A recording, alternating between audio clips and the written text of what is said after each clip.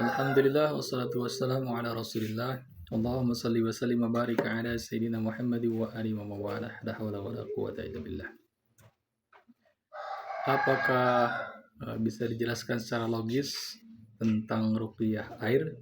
Nah, ini pertanyaan sangat bagus. Bahwa pernah ada penelitian di Jepang sana, yaitu oleh Dr. Masaru Emoto, yang mana struktur air ketika dibacakan kalimat-kalimat positif dia berubah dari air yang biasa strukturnya menjadi air heksagonal. Jadi struktur airnya berubah menjadi air heksagonal. Itu ketika dibacakan kalimat-kalimat positif. Ini tidak terbatas di satu agama saja, tapi seluruh agama. Nah, ketika seorang mahasiswa menyodorkan satu gelas air dan mohon diteliti oleh dokter tersebut, dia menemukan air tersebut berstruktur sangat sempurna heksagonalnya. Maka bertanya, air apa ini? Nah, ini air Zam-Zam dari tanah suci Haram Mekah. Bagaimana kita tahu air Zam-Zam itu dibacakan kalimat talbiyah, doa-doa 24 jam non-stop di sana. Maka struktur air paling terbaik di dunia adalah air Zam-Zam.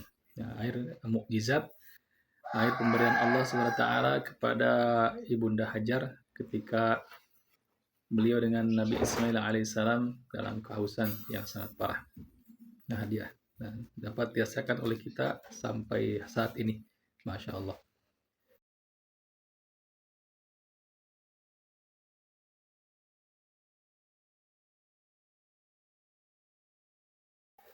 Nah, ketika air dalam gelas atau dalam galon, kita bisa bandingkan antara air yang ada di pasar dengan air yang ada di masjid.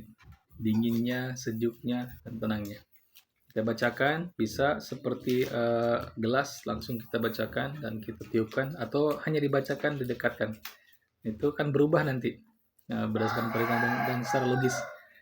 Nah, dibacakan, bagaimana dengan tubuh kita? Tubuh kita ini 70% isinya cairan. Mata isinya cairan, kepala otak ini isinya cairan, badan darah kita, limpa, dan sel darah putih, semuanya cairan.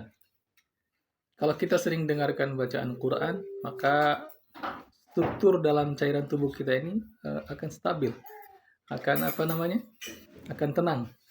Nah, seperti tadi air yang heksagonal tadi, kan bagus. Maka positif nih orang-orang yang sering dengarkan Quran, atau dengan kata lain diruqyah tiap hari dengan Quran itu. Maka tidak ada orang yang paling sehat kecuali mereka yang sering membaca Al-Quran, sering mendengarkan Al-Quran, dan sering menyimak Al-Quran. Dan dia akan menolak ketika ada ain-ain buruk di dalam tubuh kita. Ketika ada sesuatu yang bertentangan dengan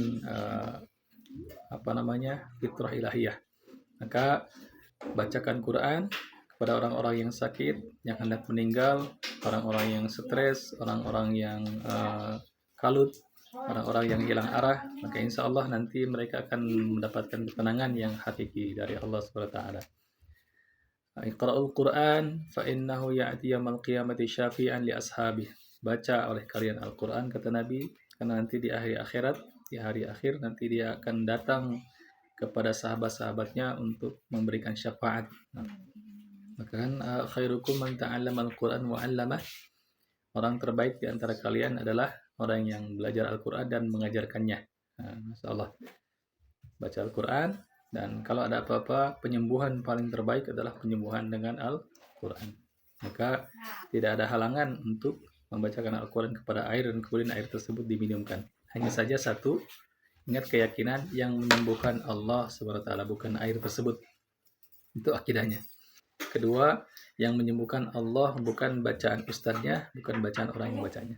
Ini hanya persambungan saja, nyambung dengan air, nyambung dengan obat. Jadi kalau kita iktikadnya obat sakit kepala, paracetamol bisa menurunkan demam, bisa menyembuhkan demam, maka iktikad kita gagal. Hanya Allah yang menyembuhkan. Ini hanya persambungannya air, persambungannya obat, dan persambungannya yang lain. Nah, insyaallah. Barakallahu fikum. Semoga bermanfaat. Assalamualaikum warahmatullahi wabarakatuh.